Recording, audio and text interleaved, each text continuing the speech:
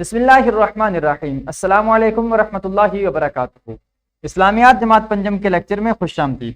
پیارے بچوں، آج ہم یونٹ نمبر 6.4 جو کہ صوفیاء کرام رحمۃ اللہ تعالی علیہم اجمعین سے متعلق ہے، اس کے تعارفی لیکچر کو پڑھنے جا رہے ہیں۔ آغاز کرتے ہیں حاصلات تعلم سے۔ ہمارے آج کے سبق کے حاصلات تعلم میں شامل ہے صوفیاء کرام رحمۃ اللہ تعالی علیہم کی عظمت اور کردار سے آگاہ ہو سکیں۔ حضرت شیخ عبد القادر جیلانی رحمۃ اللہ علیہ، مولانا جلال الدین رومی رحمۃ اللہ علیہ، حضرت سید علی حجویری رحمۃ اللہ علیہ المعروف داتا گنج بخش، سید محمد راشد روزہ دھنی رحمۃ اللہ تعالی علیہ کے متعلق اجمالی طور پر جان سکیں، اسلام کی اشاعت بالخصوص بر صغیر میں صوفیاء کرام کی خدمات سے آگاہ ہو سکیں اور ان کی تعلیمات کو اپنی عملی زندگی میں اپنا سکیں۔ پیارے بچوں، جیسے ہی آپ کتاب کے صفحہ نمبر 120 کا آغاز کریں گے، آپ کے سامنے صوفیاء کرام رحمۃ اللہ تعالی علیہم کے عنوان سے یہ سبق ہوگا۔ آپ اس سبق کے جانب دیے جانے والے اس پہلے QR کوڈ کو سکین کریں گے تو آپ ہمارے اس تعارفی لیکچر سے مستفید ہو سکیں گے۔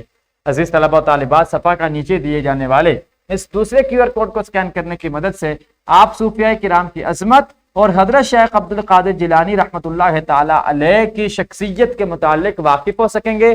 صفحہ نمبر 121 پر دیے جانے والے اس QR کوڈ کو سکین کرنے کی مدد سے آپ مولانا جلال الدین رومی رحمۃ اللہ تعالی علیہ اور حضرت سید علی حجویری المعروف داتا گنج بخش رحمۃ اللہ تعالی علیہ کے احوال زندگی سے واقف ہو سکیں گے، جبکہ صفحہ نمبر 122 پر دیے جانے والے اس QR کوڈ کو سکین کرنے کی مدد سے آپ سید محمد راشد روزہ دھنی رحمۃ اللہ تعالی علیہ اور اسلام کی اشاعت میں صوفیاء کے کردار سے واقف ہو سکیں گے اور اس سے آگاہی حاصل کر سکیں گے۔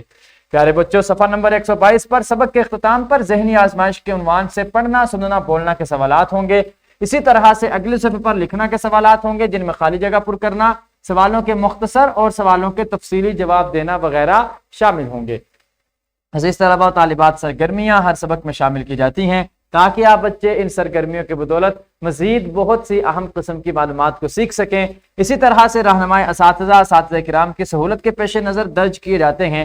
اساتذہ کرام اگر بچوں کو تدریس سے آراستہ کرتے وقت ان رہنما اصولوں کی روشنی میں بچوں کو زیور تعلیم سے آراستہ کریں گے تو یقیناً یہ عمل مزید آسان اور مفید ثابت ہو سکتا ہے۔ عملی منصوبہ بھی ہر سبق میں ضرور شامل کیا جاتا ہے۔ یہ عملی منصوبہ آپ بچوں کو کوئی نہ کوئی عملی طور پر کام سر انجام دینے کے لیے ترغیب دیتا ہے، ابھارتا ہے اور آپ کی اس طرح سے ایک پریکٹس ہو جاتی ہے کہ جو آپ چیز پڑھتے ہیں آپ اسے اپنی زندگی میں بھی نافذ کر سکیں اور لاگو کر سکیں۔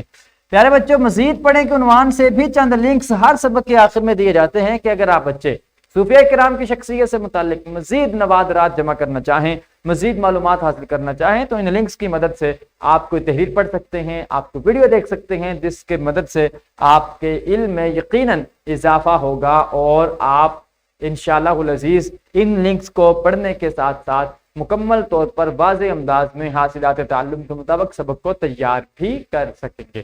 تو پیارے بچوں، یہ تھا ہمارا آج کا تعارفی لیکچر۔ آج ہم نے سبق کا تعارف پڑھا۔ اگلے QR کوڈ کی مدد سے ہم اس سبق کی تفصیل جانیں گے انشاءاللہ تعالی عز و جل۔